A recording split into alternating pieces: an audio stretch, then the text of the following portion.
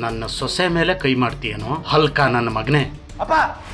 ಆ ಕೋಪ ಅನ್ನೋದನ್ನ ಬಗೆಹರಿಸ್ಬೇಕು ಅಂತಂದ್ರೆ ತಾಳ್ಮೆಯಿಂದ ಪ್ರಯತ್ನ ಪಟ್ಟು ಆ ಕೋಪನ ಕರಗಿಸೋ ಜೊತೆಗೆ ಮನಸ್ಥಿತಿನ ಬದಲಾವಣೆನೂ ಮಾಡಬೇಕು.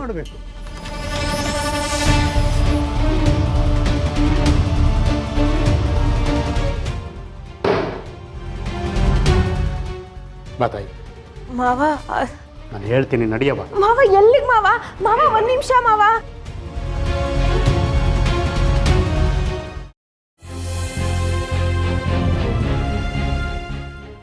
ಏನಾಯ್ತು ಮಾವ? ದಯವಿಟ್ಟು ಏನಾದ್ರೂ ಮಾತಾಡಿ ಮಾವ.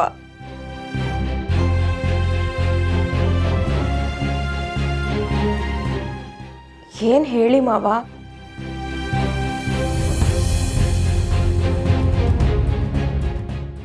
ಕ್ಷಮಿಸ್ಬಿಡು ಬಾತಾಯಿ, ನನ್ನನ್ನು ಕ್ಷಮಿಸ್ಬಿಡು. ಮಾವ ಎದ್ದೇಳಿ ಮಾವ, ಇದೆಲ್ಲ ನಮಗ್ ಶ್ರೇಯಸ್ಸಲ್ಲ. ಎದ್ದೇಳಿ ಮಾವ. ಏನ್ ಮಾವ ಇದೆಲ್ಲ? ನನ್ನನ್ನು ಕ್ಷಮಿಸ್ಬಿಡು ತಾಯಿ. ಮಾವ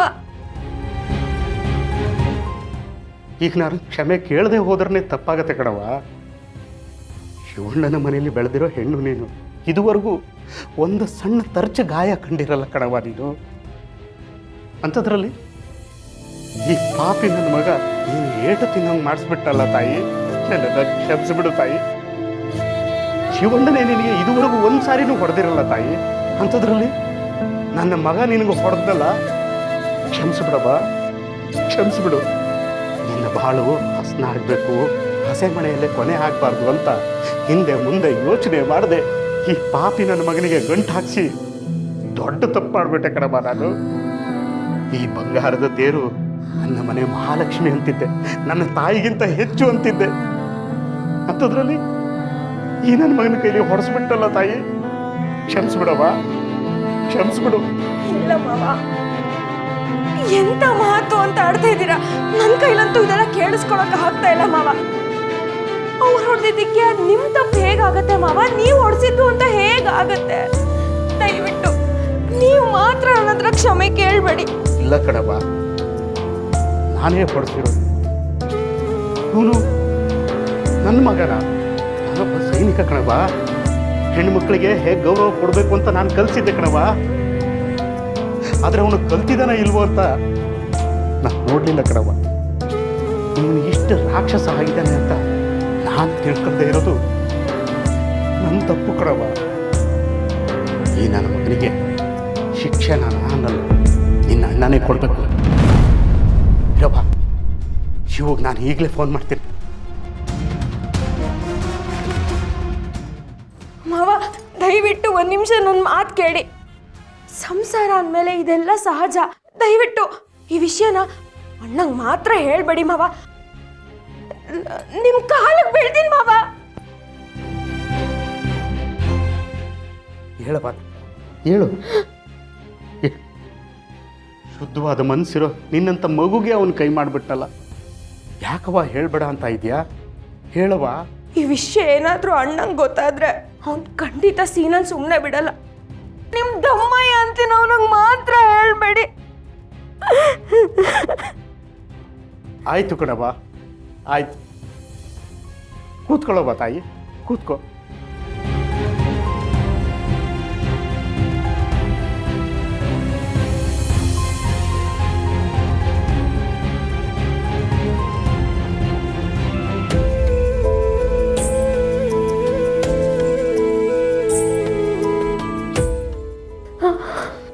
ಇರವ ಇರವ, ಆಗೋಯ್ತು.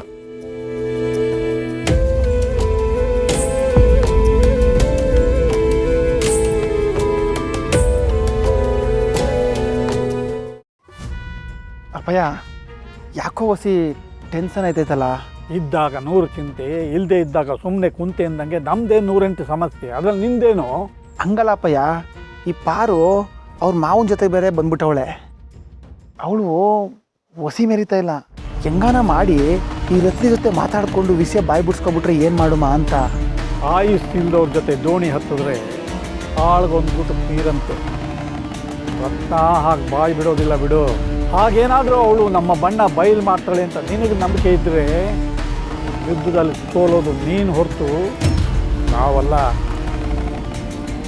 ಈ ವಿಷಯ ತನ್ನಣ್ಣ ಶಿವು ಗೊತ್ತಾದರೆ ಎಲ್ಲಿ ಎದೆ ಹೊರ್ಕೊಂಡು ಸಾಯ್ತಾನೋ ಅಂತ ಯಾವುದನ್ನು ಹೇಳಲ್ಲ.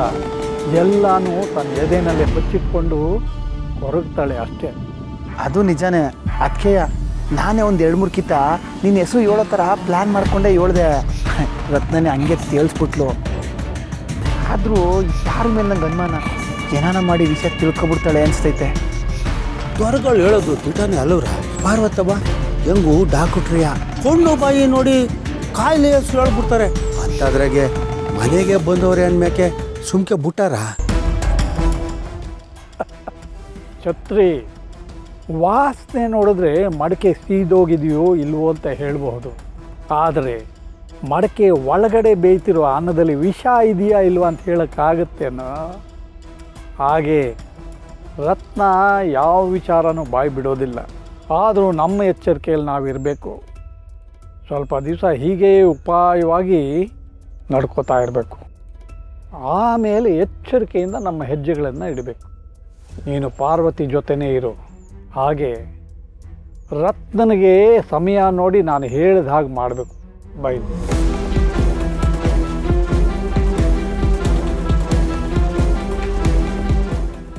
ಅರ್ಥ ಆಯ್ತಾ? ಸರಿ ಅಪ್ಪಯ್ಯ, ಇದನ್ನ ನಾನು ನೋಡ್ಕೊತೀನಿ.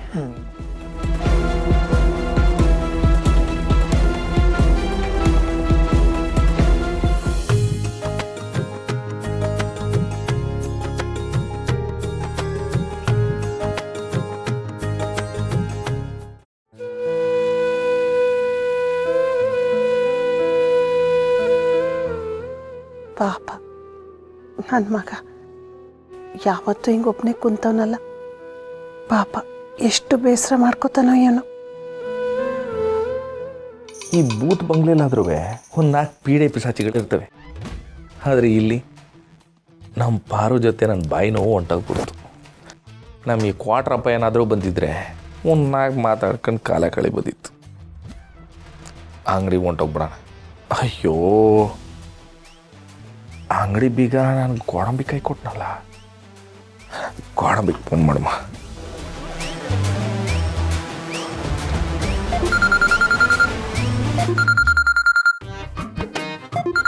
ಅರೆ, ಶಿವಣ್ಣ ಫೋನ್ ಮಾಡ್ತಾರೆ. ಅಣ್ಣ ಹೇಳೋಣ. ಎಲ್ಲಿದ್ದೆಲ್ಲ? ನಾನು ಹೊಸಿ ಪೇಟೆ ಕಡೆ ಬಂದಿದ್ದೀನಿ. ಹಂಗಾರೆ ಈ ಅಂಗಡಿ ಬೀಗದ ಕೈ ಎಲ್ಲಲ್ಲ? ಬೀಗದ ಕೈ ನಾನು ಉಡ್ದಾರಕ್ಕೆ ಗಟ್ಟಿಯಾಗಿ ಕಟ್ಕೊಂಡಿವ್ನಿ. ಯಾಕಣ್ಣ, ಕೀ ಬೇಕಾಗಿತ್ತಾ? ಬ್ಯಾಡ ಕಣಪ್ಪ. ಯಾಕೆ ಬ್ಯಾಡ? ಅಲ್ಲ, ನೀನು ಪ್ಯಾಟೆಗೆ ಹೋಗಿದ್ಯಲ್ಲ, ಅಲ್ಲಿ ಯಾವುದಾದ್ರೂ ಹುಣಸೆ ಮರ ಸಿಕ್ಕರೆ ಅದ್ರ ಮ್ಯಾಕ್ ಹತ್ಬಿಟ್ಟು ನೀನು ಉಡ್ದಾರ ಐತಲ್ಲ ಅದನ್ನ ನೀನು ಕುತ್ತಿಗೆಗೆ ಹಾಕೊಂಡು ಹಂಗೆ ನೇತು ಹಾಕೊಂಡ್ಬಿಡು. ಮಡಗಲ ಪೋನ. ನಮ್ಮ ಮನೆ ದೀಪ ಅಣ್ಣಯ್ಯ, ನಮ್ಮೊಡಲ ಜೀವ ಅಣ್ಣಯ್ಯ.